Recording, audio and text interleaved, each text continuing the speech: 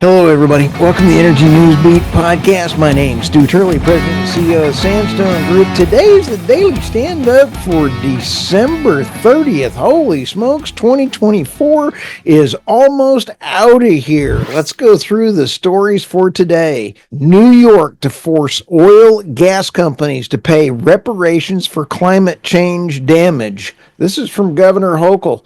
You can't buy this kind of stupid. U.S. could buy Nord Stream. This is from Vucic. This is kind of interesting. I did not have this one on my bingo card. Ukraine-Russia gas transit deal at a critical moment. This is very interesting. Oil demand says strong despite EV surge. This is from Irina Slav on oilprice.com. Sanctioned Russian LNG cargo stranded at sea. That plays a part here. Gazprom to cut off European state January 1. I'll tell you what, we are in a energy crisis in the EU. But let's start with our beloved incompetent Governor Hochul. New York to force oil and gas companies to pay reparations for climate change damage. This is absolute madness. The article says large fossil fuel companies will have to hand over punitive reparations to help New York fight the effects of climate change under a bill signed Thursday by Governor Kathy Hochul. Lawmakers approved the bill earlier the year to force big oil and gas companies to contribute cost of repairs after extreme weather events critics attribute to directly fossil fuel companies and their wares. The Climate Change Superfund Act is now law. New York has fired a shot that will be heard around the world. Yes, it's going to be heard around the world. How dumb is New York? The planet's largest climate producer bears a unique responsibility for creating the climate crisis, and they must pay their fair share to help regular New Yorkers deal with the consequences. Kruger further warned, this is absolutely pathetic. I want to go out on record, and if I was an oil and gas company executive, and I would just pull all of my products out of New York. If I was ExxonMobil, if I was any gas company, if I was any company in New York, oil and gas, I would pull out now. Just shut your doors and pull out of the entire state. There is no reason for you to be subjugated this way. Now, what would that do to the patrons in New York? New York would not have transportation. They would not have oil. They would not have gas. Their natural gas could be shut down as well. I guarantee you, any major oil company, I would pull out of New York. This is absolute lunacy. I reached out to several of the folks that were involved with the bill, and I want them on the podcast. So far, I've not been heard back to hear their side of it. Let me throw this right now. And this is very important from the standpoint that if we are worried about climate change, Governor Hochul, why don't you ban chemtrails? Why don't you go take a look at what geoengineering is going on that is more harmful to the environment than is fossil fuels? I'll go on record and say that. Let's go to the next one here. U.S. could buy Nord Stream. This is a Vucic. I absolutely did not have this on my bingo card. I dare to predict in the year the latest Nord Stream, in the year at the latest, Nord Stream will be owned by an American investor and gas will flow from Russia to Europe through the pipeline, the Serbian leader said. Mark my words, 1 year until Nord Stream is up and running. Now remember, there are 3 Nord Stream pipelines that were destroyed. One of them is still, there's Nord Stream 1 and 2. Each one has 2 pipelines. One of the 4 pipelines is still operational. That one could come online very quickly. So if an American company was to buy this, you would immediately be able to turn on with contracts cheap Russian natural gas to go to Germany at the landing spot on this, to go through the Baltic. You'd have cash flow. you'd be able to get it rolling, and then they would be able to fund. It's not a bad deal. Now, here's where it gets a little bit dicey. I just interviewed George McMillan. We've got 2 more episodes canned, and they're in production now, and we talked about this.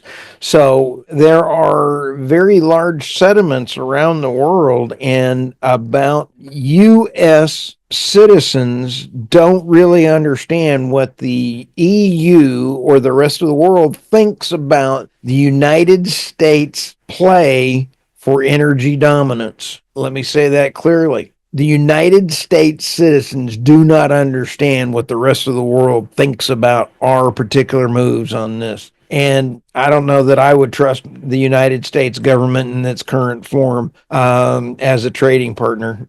So I cannot wait for the new administration to come in. Ukraine-Russia gas transit deal at a critical moment of truth. This one is very critical when you sit back and take a look. If this is going to cost the Ukraine 5% of their GDP by not renewing this. By not renewing this deal, it is also going to subjugate Ukraine into third, and as George McMillan said, fourth world energy status.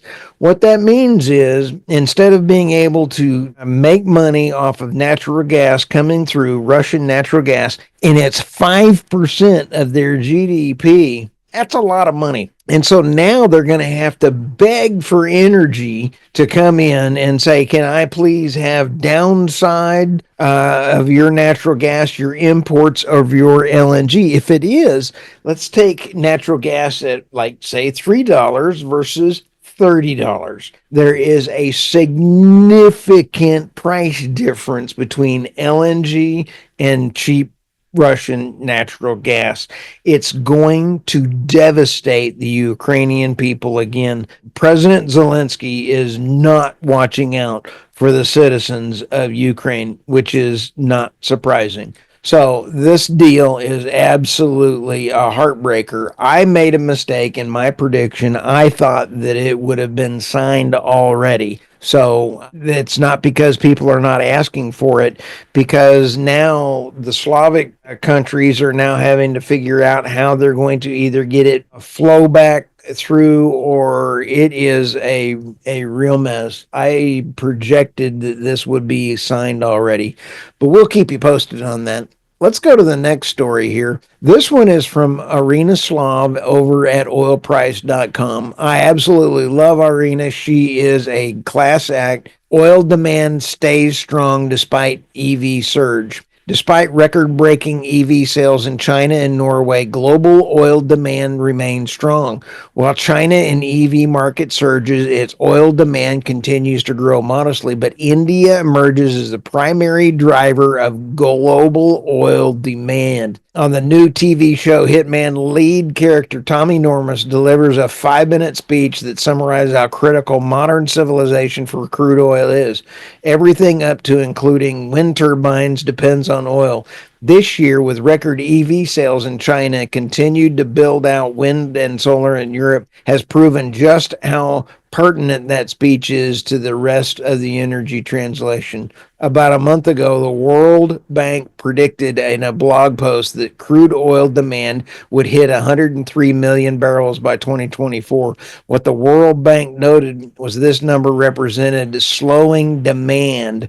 What the World Bank did not mention was the number also represented another all-time high for oil demand. Michael and I have been talking about this for years. Just because you put in a wind farm and a solar farm does absolutely nothing, or you put in EVs, it does not affect the demand for oil. The demand for oil has been at an all-time high. The demand for coal has been at an all-time high. That goes into my theory. The more money we put into wind and solar, the more fossil fuels will be used. We are seeing this play out. Call it Turley's Law, if you will, but we are seeing that this is going to roll out even more. Hats off to Irina for a great article. And the oil demand shift factor for years, everyone's been focusing on China, yet now China's oil demand is slacking off. but now India's has picked up. So you sit back and take a look. I believe oil will find a way could be a play off of the old dinosaur movie. Life will find a way. Sanctioned Russian LNG cargo stranded at sea. The LNG carrier Pioneer, carrying sanctioned Russian LNG, was unable to find a buyer after a 4-month global search. The shadow fleet of LNG carriers transported blacklisted Russian LNG has encountered a major setback. They'll just go park this thing and hold it as storage until they sell it. The world needs energy, and I just think it's kind of funny that ship has been on a 4-month cruise, or they went on a 3-hour cruise. This is almost the minnow and happening. Let's go to the last story here. Gazprom to cut off European state January 1. Russian energy Gazprom announced Saturday it will halt natural gas supplies to Moldova January 1, citing the country's refusal to pay its debt. Moldova's former Soviet state relies heavily on Russian gas, has racked up an estimated $709 million in debts and overdue payments, according to Gazprom. This is bad. Despite its early agreements offering relatively low prices, tensions began to surface as gas costs increased. By 2007, Moldova was paying a sharp increase. I sure hope they get this fixed out, because we sure don't want anybody not being able to heat their homes during winter, especially in that part of the world. So I'll tell you what, as we come into this, we're getting our predictions ready for 2025. If you have any thoughts, let us know. If you are looking for ways of investing money and looking for a tax deduction, go to energynewsbeat.co/ and that's at the top of it. Go to the menu. Is your portfolio okay? Fill out that form and we'll get back to you with what we have found is to be an excellent investing mechanism. We've had 98% tax deduction on the investment, and it is about a 32% return on my investment. I kind of like it. Thanks, and have a great day. Michael will be back tomorrow.